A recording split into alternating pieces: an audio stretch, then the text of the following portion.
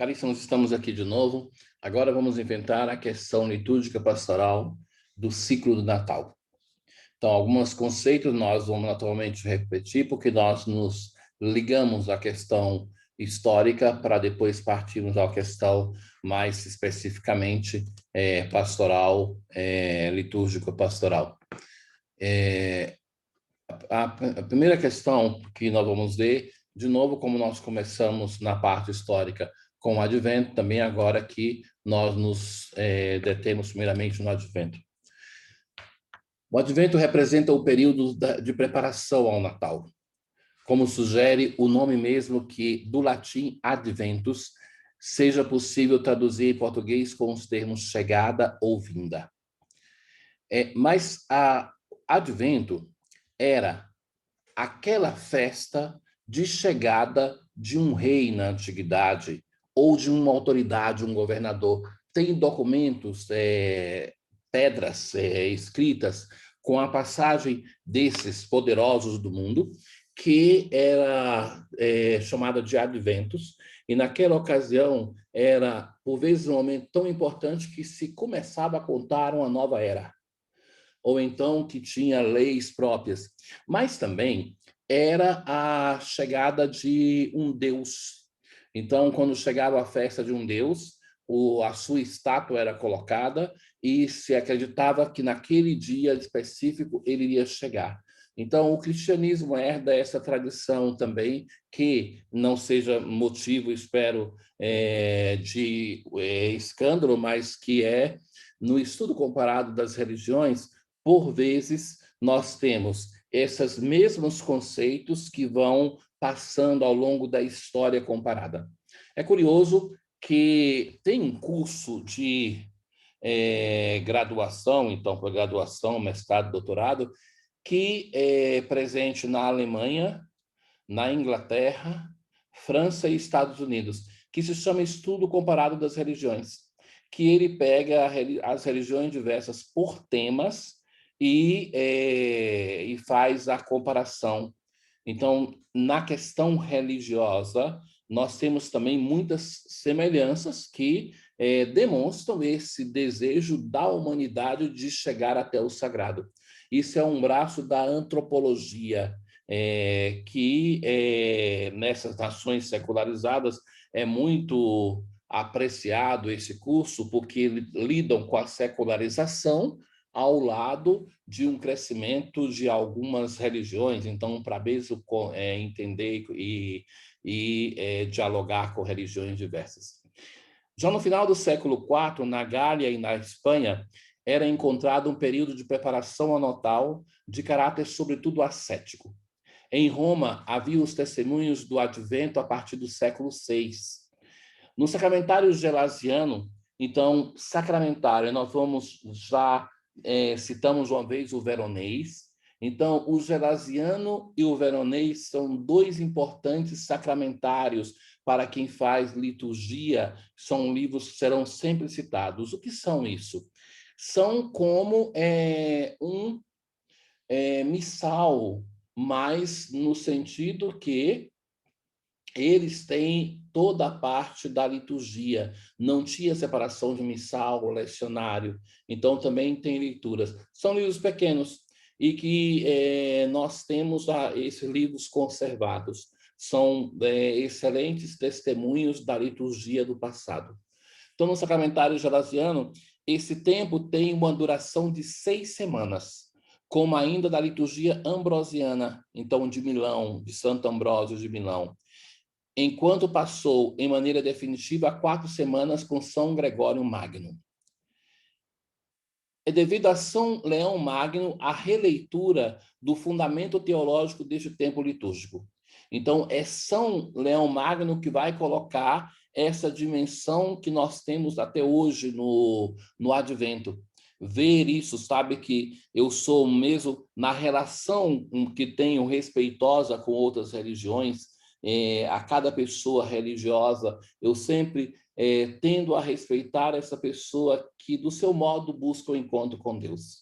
Então, a guerra religiosa, ela, no fundo, é atirar no próprio pé. porque se nós desrespeitamos, então facilmente também podemos ser desrespeitados.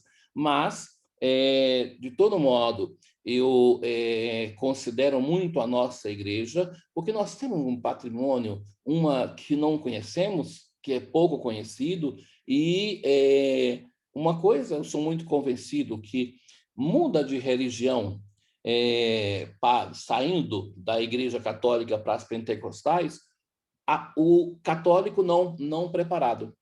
Ao passo que o pentecostal preparado, sólido na Bíblia, na doutrina, é muito comum que faça o caminho de entrada para a Igreja Católica. Por isso que eu lhes digo que as minhas fontes de teólogos pentecostais, entre o meu mestrado e o doutorado, todos os grandes teólogos pentecostais que eu lia, que são dos Estados Unidos, para fundamentar a doutrina pentecostal, todos eles se tornaram católicos. E eu já não podia citar mais, eu fui tendo que tirá-los da tese de doutorado. Então, isso para dizer que, quando nós entramos em um livro litúrgico hoje, nós encontramos páginas que percorrem 2000 anos de história em uma variedade de culturas, línguas, povos e nações. Então, o advento, essa característica dele se deve a São Leão Magno. Se o advento, de fato, prepara a celebração da vinda do Filho de Deus na carne, o santo olha além, isto é, para a segunda vinda de Cristo, quando, como recitamos na profissão de fé, voltará para julgar os vivos e os mortos, e o seu reino não terá fim. Toda a eucologia da missa faz referência a este duplo aspecto. Se deseja, por exemplo, se pode ver o primeiro prefácio do Advento. Revestido da sua fragilidade, ele veio a primeira vez para realizar seu eterno plano de amor e abrir-nos o caminho da salvação. Revestido de sua glória, ele virá uma segunda vez para conceder-nos em plenitude os bens prometidos que hoje vigilantes esperamos. Este duplo caráter é visível também da dúplice repartição do tempo do advento, que já acenamos antes. Do primeiro domingo até 16 de dezembro, a dimensão emergente é certamente aquela escatológica, a do advento escatológico de fato. De 17 a 24 de dezembro, tudo se concentra sobre a primeira vinda do Cristo, do Filho de Deus, já dos oráculos messiânicos, o advento histórico chamado ou da encarnação. Hoje, tal caracterização é clara no lecionário. Na liturgia das horas, ao contrário, os termos marianos e natalícios se cruzam desde o início dos tempos com aqueles escatológicos. A conclusão do conjunto mostra mãos e direções diferentes nos livros litúrgicos. Ou seja, uma comissão trabalhou com missal, uma comissão trabalhou com liturgia das horas e fez esse descompasso no advento que se encontra na liturgia das horas. Já que toda a visão do cristão é um caminho voltado para a conversão, então isso aqui é uma peculiaridade que é de se ver na questão do advento. Então, toda a vida do cristão é um convite à conversão. E que todo ano litúrgico chama a essa necessária mudança de rota, o caráter próprio do advento, mais do que penitencial ou de conversão, que é próprio da Quaresma e da Páscoa, enquanto participação plena na morte de Cristo, na penitência, é possível fazer experiência de conversão tomando parte ao mistério da ressurreição. A conversão é, de fato, fruto da Páscoa. Basta pensar que esses dias nós escutamos recorrentemente que o que nos discursos de Pedro, que somos chamados à conversão, ao batismo para a remissão dos pecados. Pode ser definido como tempo de espera festiva. Essa é a característica do advento, tempo de espera festiva. A mesma alegria, o mesmo júbilo propostos nas leituras dos diversos domingos do advento. Nos sucessivos desenvolvimentos durante a Idade Média, foram produzidos alguns elementos menores de caráter natalício, como, por exemplo, o canto do Horati Coeli de Super e as antífonas a um Magnífica que iniciam com a letra O, interessantíssima, belíssima. Síntese de alguns títulos cristológicos e da oração dos justos do Antigo Testamento. As letras iniciais dessas antífonas, em uma leitura ao contrário, compõem o curioso acróstico de Erocras, estarei amanhã.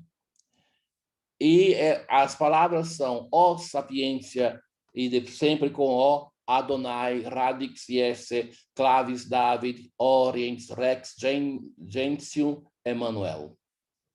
Finalmente, não deve ser esquecido que o Advento é um tempo mariano por excelência. As coletas de 17, 19, 20 e 23 de dezembro, todas de caráter mariano. Além da solenidade da Imaculada Conceição da Beata Virgem Maria no tempo do Advento. Essa solenidade, se ela cai no domingo, ela tem que ser transferida. Mas a Itália, todos os anos que acontece isso, ela pede a dispensa à congregação e recebe por causa da importância histórica do dogma da Imaculada Conceição para a Itália. O qual evidencia a importância de Maria na economia salvífica de Deus, o qual, a fim de preparar para o vosso filho mãe que fosse digna dele, preservastes a Virgem Maria da mancha do pecado original, enriquecendo-a com a plenitude da vossa graça. Do prefácio da Imaculada Conceição. O Natal. Então, falamos um pouco da estrutura do Advento, agora propriamente o Natal. O cronógrafo de 354 depois de Cristo, calendário ao mesmo tempo civil e religioso, é o primeiro testemunho da festa do Natal em Roma.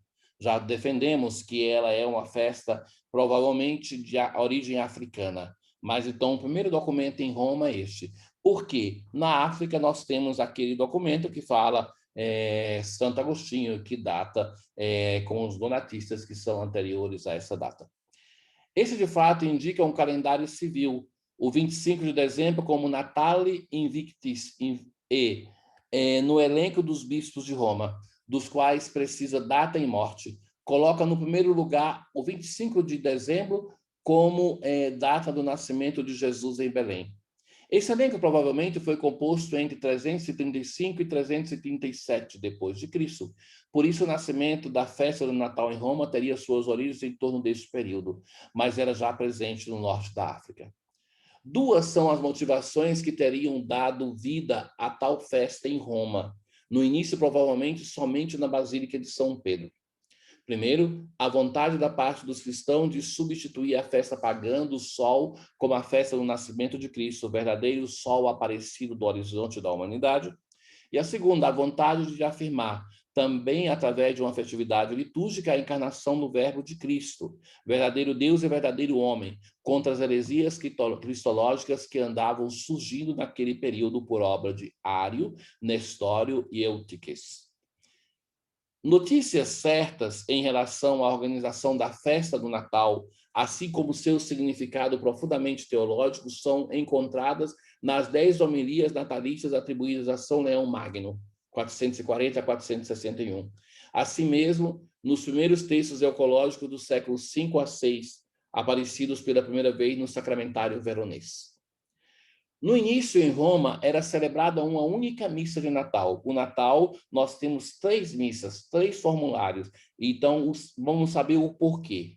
Ou seja, aquela do dia, na Basílica de São Pedro. Uma segunda missa seria celebrada mais tarde na Basílica de Santa Maria Maior, durante a noite. Na manhã do mesmo dia, o Papa, de volta a Santa Maria, se dirigia à Basílica de Santa Anastácia. Daqui nasceria terceira missa de Natal. No Sacramentário Gelasiano encontraremos o testemunho dessas 3 missas estendidas também à igreja presbiteral, ou seja, aonde tinha um presbítero. Não somente o Papa, mas já se passava a tradição para todos. Celebradas, porém, no mesmo lugar, em horas correspondentes. Uma curiosidade sobre essa Basílica Patriarcal de Santa Maria Maior, dos 6 que eu já falei antes, que é o fato de que o revestimento do teto dessa igreja é feita com ouro do Brasil. A coroa portuguesa devia à coroa espanhola os custos das viagens para a descoberta, que é o nome próprio das Américas, ou do Brasil, e então o acordo que fizeram previa já mandar o ouro diretamente para Santa Maria Maior para usar na igreja que era confiada à coroa espanhola. Pelo menos essa parte do nosso ouro foi usada para uma coisa digna, para honrar o nosso Deus e a sua mãe. Então, a teologia que nasce da festividade do Natal é bem expressa nos sermões de São Leão Magno, nos quais a encarnação do Filho de Deus é considerado o início da redenção da humanidade. Isso é próprio da teologia de São Leão Magno. Vamos ver, por exemplo, que Santo Agostinho já pensa diferente. Para Santo Agostinho, não é uma festa de grande valor, celebrada plenamente na Páscoa, contrariando ao sustentado por Agostinho, que via na festa do Natal uma simples comemoração histórica do nascimento de Cristo. Para Leão Magno, o Natal projeta a humanidade para mais longe, com o início da nossa redenção por motivo da vinda do Senhor. Agostinho acentua o tema do admirabile commercium. O Natal, de fato, representa a festa da grande aliança, do grande intercâmbio entre o homem e Deus. O homem oferece a Deus um corpo através do sim de uma mulher, Maria, e Deus, da encarnação do Filho, e diviniza o homem. Um intercâmbio ímpar e certamente conveniente para o homem. Cristo, com a sua encarnação, nobiliza o homem. O seu corpo, o seu tempo, assume na condição de homem e entrando no tempo do homem. O tempo de Natal vai das primeiras vésperas do Natal até ao domingo depois da Epifania, festa do batismo de Jesus. A oitava de Natal. Além da Páscoa, na liturgia renovada, somente o Natal tem uma própria oitava, como nós vivemos agora, aquela de Páscoa. O mesmo dia da oitava coincide com o primeiro dia do Ano Novo, que desde a reforma do calendário, completada por Júlio César em 46 a.C., cai no 1º de janeiro. Já o nome do mês faz referência a Jano, que era a divindade romana Bifronte, festejado no dia do novo ano com ritos supersticiosos. Alguns padres da igreja, alguns sínodos, contrapuseram a intemperança desenfreada dos pagãos, a penitência e o jejum dos cristãos. A igreja romana punha em 1º de janeiro a festa mariana, dia comemorativo do Natal da Mãe de Deus. Talvez tinha nisso um influxo de Bizâncio, que depois de um dia festivo ou de uma oitava, apresentava uma festa chamada Festa de Acompanhamento, Sinaxe. No calendário bizantino, grego, da igreja grega, tem muitas dessas sinaxes, relativas às pessoas que são particularmente ligadas à pessoa principal festejada. Então, tinha uma festa de uma pessoa, de um evento, e em seguida vinha as pessoas que eram ligadas a esta festa.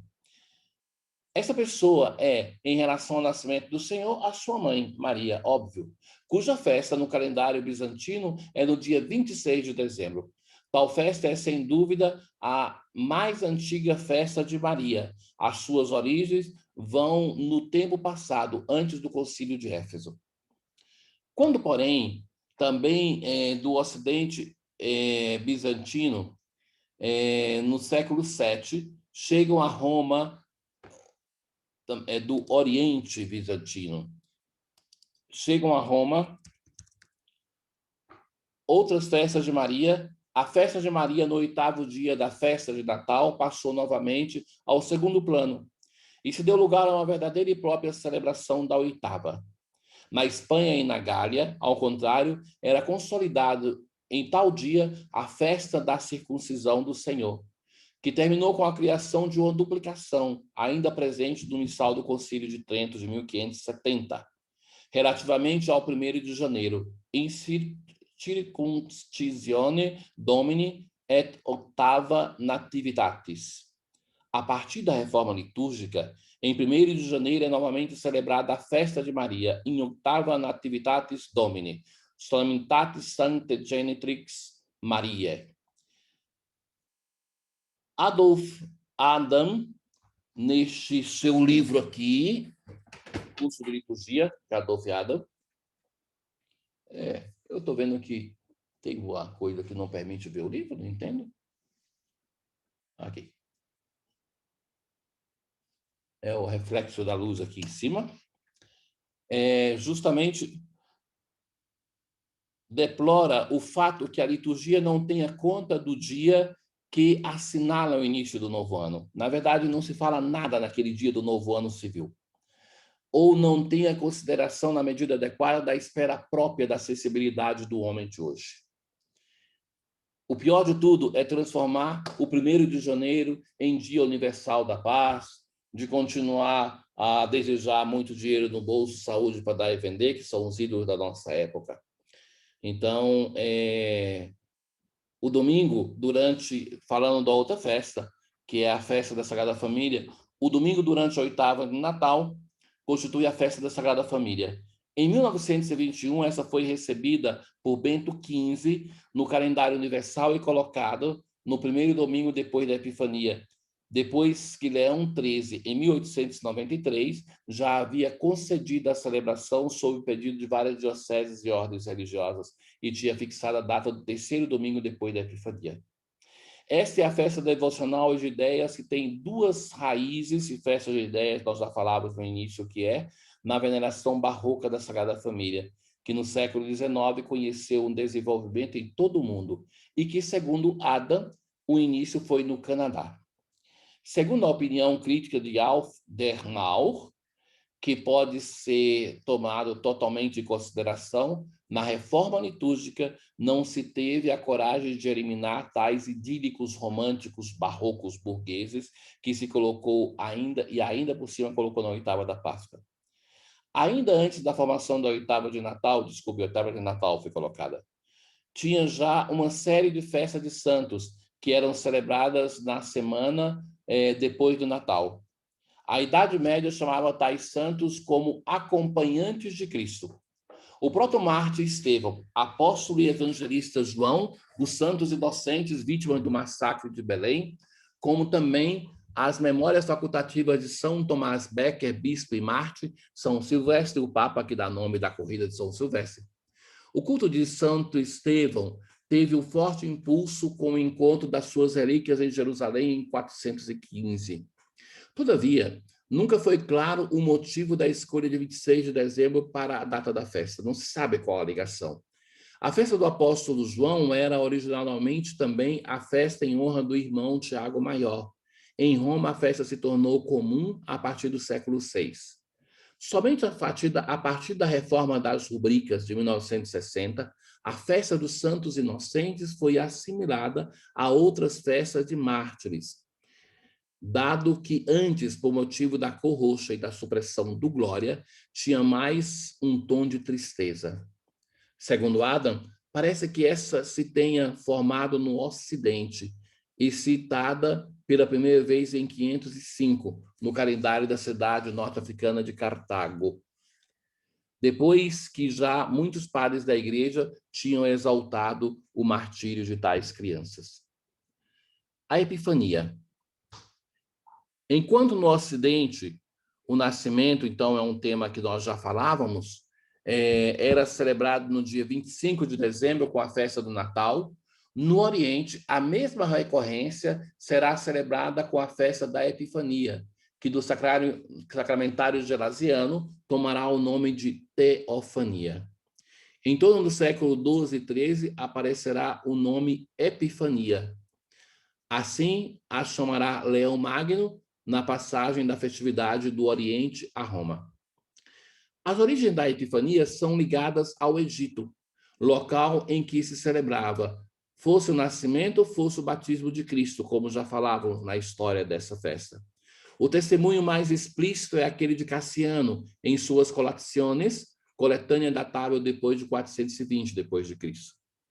Como para o 25 de dezembro, também a data de 6 de janeiro induziu o pensamento de que fosse derivado de um precedente festividade pagã. Em Alexandria, de fato, na noite entre o dia 5 e 6 de janeiro, os pagãos celebravam o dia do nascimento de Eone, deus do tempo e da eternidade. Em tal dia era tirada e conservada a água do rio Nilo. São Leão Magno dedicou à Epifania 8 homilias, indicando o fundamento da manifestação de Cristo, Filho de Deus, aos magos e na figura dos magos, aos pagãos em geral. Aos poucos, ao episódio dos magos se acrescentará aqueles das bodas de Caná e do batismo de Jesus no Jordão. A Epifania, porém, sempre adquiriu mais o caráter de festa da manifestação. De fato, a solenidade da Epifania de Cristo aos povos não tem como referência somente o episódio dos magos, mas possui um horizonte teológico muito mais amplo. Se trata, de fato, da celebração da manifestação da cristofania do Filho de Deus. Então, cristofania se torna evidente propriamente nos 3 textos escriturísticos evocados na liturgia das horas na solenidade da Epifania: a chegada dos magos, o batismo do Jordão e as bodas de Caná. Na Basílica da Transfiguração, ela faz uma alusão a essas teofanias, mostrando que não é somente na transfiguração que ele se transfigura, mas em outros momentos também. Assim se diz na antífona magnífica das segundas vésperas: recordamos neste dia 3 mistérios. Hoje a estrela guia os magos ao presépio. Hoje a água se faz vinho para as bodas. Hoje o Cristo do Jordão é batizado para salvar-nos. Aleluia, aleluia. Desses magos tem uma memória que é a presença das relíquias deles, os 3 túmulos, na Igreja Catedral de Colônia. Mas, para lhe dizer que, como liturgista, eu não é que me preocupo tanto de saber se é relíquia verdadeira ou não é. Muitas dessas relíquias, não estou dizendo especificamente essa, elas foram estudadas e algumas se comprovou que é, outros depois a igreja própria não insiste sobre o culto delas. Mas como a via da conversão passa pelo amor fraterno, como ouviremos muitas vezes aqui, a vida em comunidade, a escuta da palavra e a liturgia, então não é o meu foco de atenção e de interesse a questão das relíquias, mas um documento assim de valor, de devoção, que é interessante também ver como os primeiros cristãos buscaram se interessar e cuidar disso. Depois, na Idade Média, tem o exagero do cultivo e da busca das relíquias. O tempo de Natal. Depois de várias vicissitudes no atual calendário, a festa do batismo de Jesus é celebrada no domingo depois da Epifania, que é o último deste ciclo e antes do tempo comum. O acolhimento no Ocidente foi recente. No domingo sucessivo, segundo domingo do tempo comum, do Evangelho de João são lidas as outras primeiras manifestações de Jesus. O testemunho do Batista, que indica o Cordeiro de Deus, as vocações dos primeiros discípulos e as bodas de Caná. O início do mistério de Jesus, ulterior manifestação, foi mostrado o momento a ser retomada a leitura dos sinóticos. Desta vez, o início da sua vida pública. No terceiro domingo. Deste modo, esses 3 domingos constituem uma irradiação da Epifania, ou seja, a Epifania, ela transborda e ela invade o tempo comum, as manifestações que acontecem. No domingo do tempo A, que segue a festa do batismo do Senhor, segundo do tempo comum, é proclamado o Evangelho das bodas de Caná, que narra a manifestação de Cristo na sua divindade.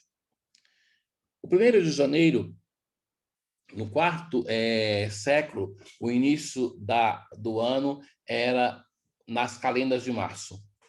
8 dias depois do Natal, era realizado o oficiamento penitencial da missa ab proibendo ab ídolos, em contraposição às festas licenciosas de Saturnale, que exercitavam uma certa atração entre os cristãos.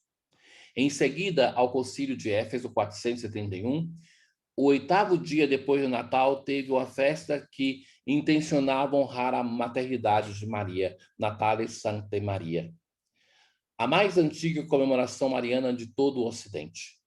Como reflexo do concílio, de fato, que tinha reconhecido a Maria como título de Theotokos, foi edificada no Esquilino a primeira basílica mariana do Ocidente, Santa Maria Maior, que nasce como um voto do povo de Roma também, que é a promessa do tempo de seca, que pedia à Mãe de Deus uma solução. Em Roma, praticamente nunca nevou nas colinas, derreteu, e com isso se banhou os campos e o povo construiu a Basílica de Santa Maria Maior.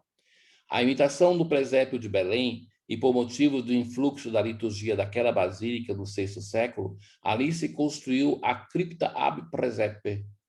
Este oratório se tornou logo popular. Como acontecia em Belém no Natal, começou a ser celebrada ali uma Eucaristia noturna. Em 1921, Bento XV instituiu a festa da Sagrada Família, no domingo depois da Epifania. Desde 1969, foi transferida ao domingo depois do Natal. Um grupo de festas originada no século IV e V comemora alguns santos, que são aqueles que tiveram a relação mais próxima com o Senhor, dos quais nós já falamos. Uma praxis própria da Epifania diz respeito ao anúncio da data da Páscoa. Todos os anos na Epifania nós temos este anúncio. E se trata, por que esse anúncio da Páscoa na Epifania? Se trata de uma tradição antiga originada em Nicéia. O patriarca de Alexandria tinha a missão de dar este anúncio aos cristãos com a encíclica conhecida por Festale, datada na Epifania. Então, como a encíclica foi escrita na Epifania, se usa a festa da Epifania para fazer isso.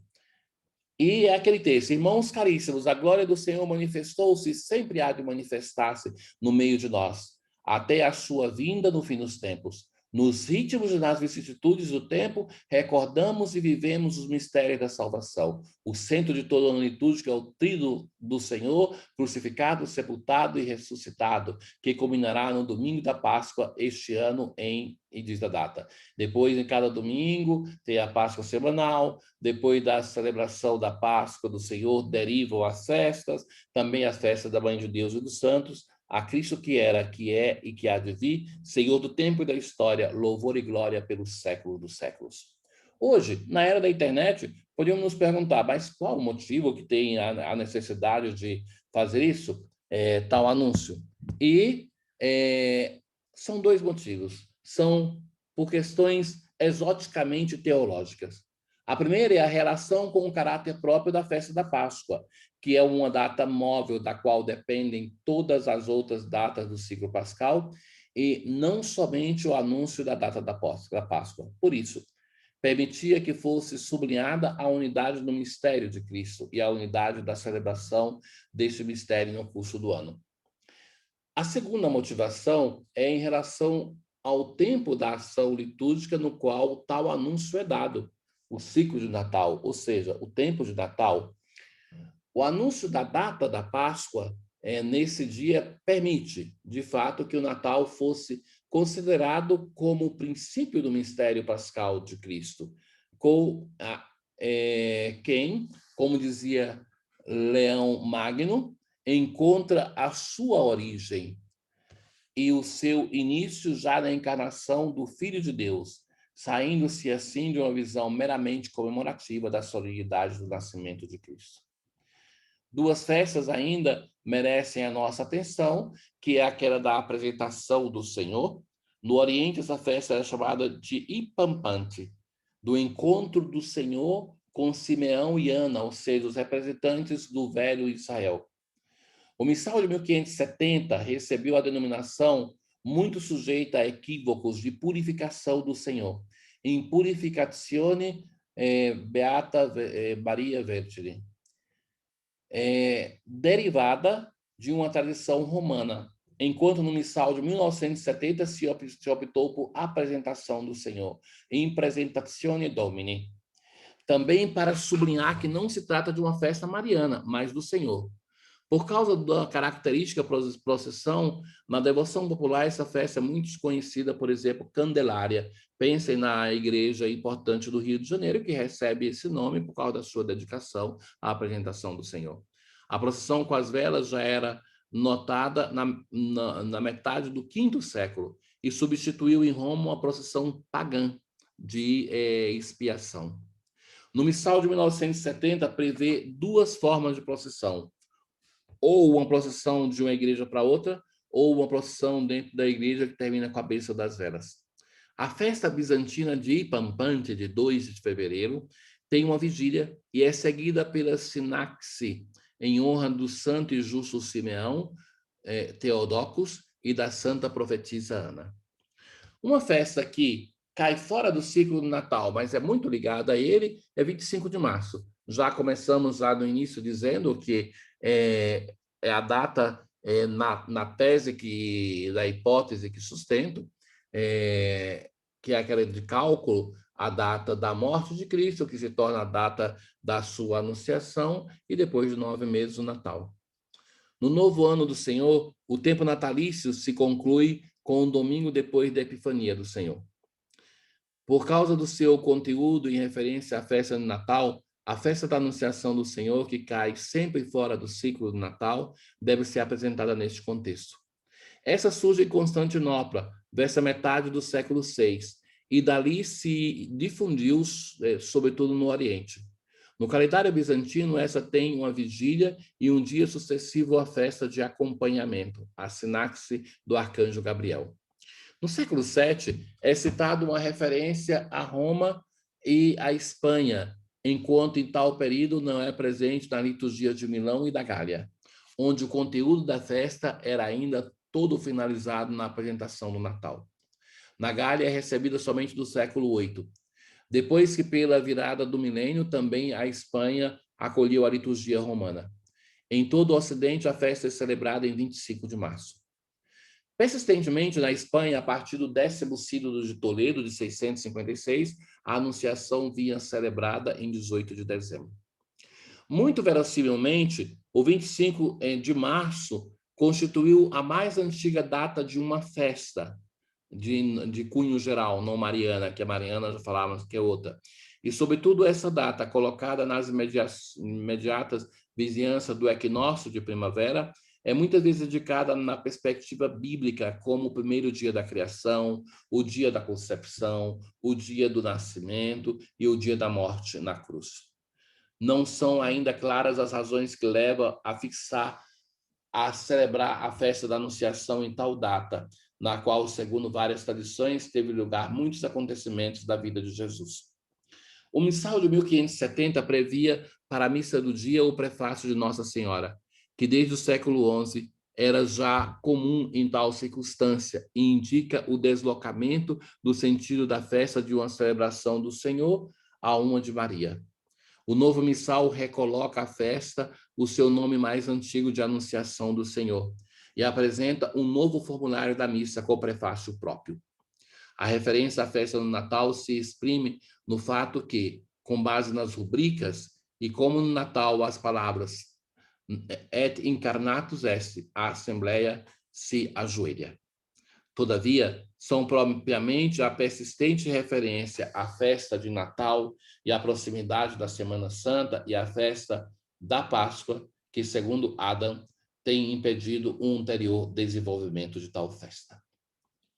Bem, meus caros, nós terminamos este nosso capítulo e, de novo, lhes convido a interagir no nosso fórum para que nós possamos percorrer o nosso caminho.